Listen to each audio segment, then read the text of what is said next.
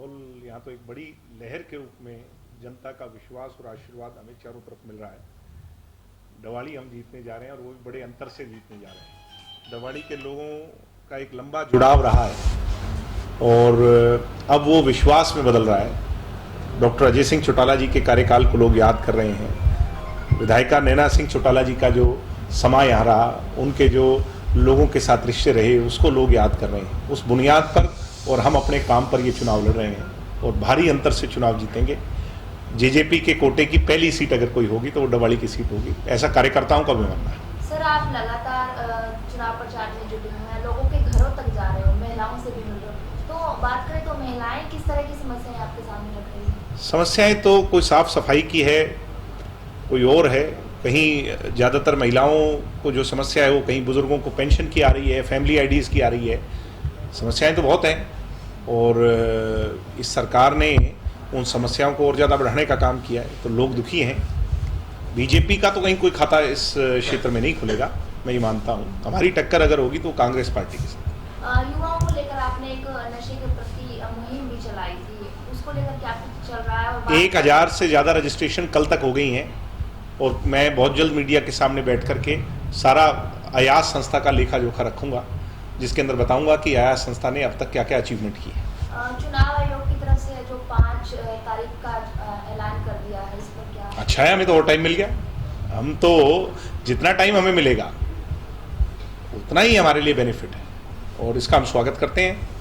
और बाकी हरियाणा का तो देखो मैं नहीं कह सकता क्योंकि मैं यहाँ पर घूम रहा हूँ, मगर जितना टाइम हमें ज़्यादा मिलेगा दवाड़ी के अंदर उतना ही हम और मजबूती से कामयाब हैं। पूरे हरियाणा के अंदर ऑल ओवर बीजेपी की क्या स्थिति देखते हैं? बीजेपी अपनी पुरानी स्थिति पे चली जाएगी, जो लंबे अरसे से हरियाणा में हुआ करती, 4, 5, 6 सीटों तक सीमित रह जाती थी। मैं नहीं मानता कि इससे आगे बीजेपी की गाड़ी दौड़ेगी। कांग्रेस के बड़े नेता हैं राहुल गांधी, उनका कहना है कि हरियाणा में कांग्रेस की सरकार बनवा दो, कटा सबके खाते में 8500 रुपये महीना आता रहेगा। ये राहुल गांधी जी के जो कार्यशैली है और इमेच्योर बातों की उनकी जो वो है, तो उसको दर्शाता है। कांग्रेस ने 5 साल राजस्थान में राज किया कर्ज माफी के नाम पर और लूटने का काम हुआ, कर्ज माफी नहीं हुई किसानों की, और उसी की वजह से बीजेपी वहां सत्ता में आ गई। पंजाब के अंदर अमरिंदर सिंह जी की सरकार में तरह तरह की बातें हुई, वो वादे पूरे नहीं हुए। तो हाइपोथेटिकल नेता हैं श्री राहुल गांधी जी, रियलिस्टिक नेता नहीं है।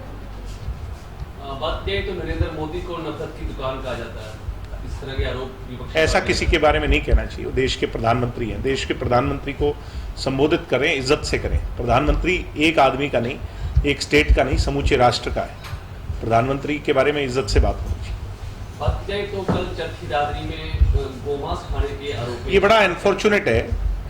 किसी भी व्यक्ति की जान ले लेना ये अधिकार किसी को नहीं है।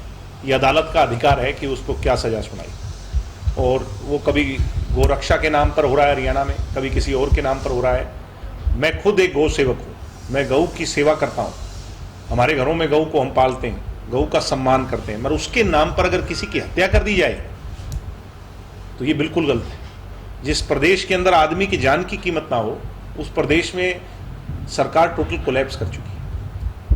कंगना रनौत का जिस तरह बयान आया था, किसानों को बलात्कारी और आतंकवादी। कंगना रनौत एमपी तो बन गई, नेता नहीं बन पाई। बहुत बड़ा अंतर होता है एमपी बनने में और लीडर बनने में। एमपी तो हालात में, माहौल में, लहर में कोई भी बन सकता है, एमएलए बन सकता है, मगर नेता बनने के लिए लोगों के दिलों को जीता जाता है। किसान इस देश का मालिक है और किसान के बारे में ऐसी ओछी टिप्पणी करना आज नहीं तो कल, देर सवेर उनको महंगा पड़ेगा। एक बार तो एयरपोर्ट पर उनके साथ कोई घटना हो भी गई, अगर वो इस तरह की भाषा बोलती रहेंगी तो लोगों का गुस्सा समय समय पर उन पर फूटता रहेगा। बाकी कंगना रनौत को ज़्यादा सा सीरियसली नहीं लेना चाहिए। वो लीडर बाय चांस हैं, वो लीडर मेहनत से नहीं है, वो लीडर बाय चांस है। जेजेपी क्या उनकी स्थिति की मांग करती है? ना तो जेजेपी के कहने से इस्तीफा देंगी, ना उनकी पार्टी को इससे कोई फर्क पड़ेगा। मैं सिर्फ इतना कहूँगा, परमात्मा उन्हें सद्बुद्धि दे, अन्यथा इसका खामियाजा उन्हें उठाना पड़ेगा।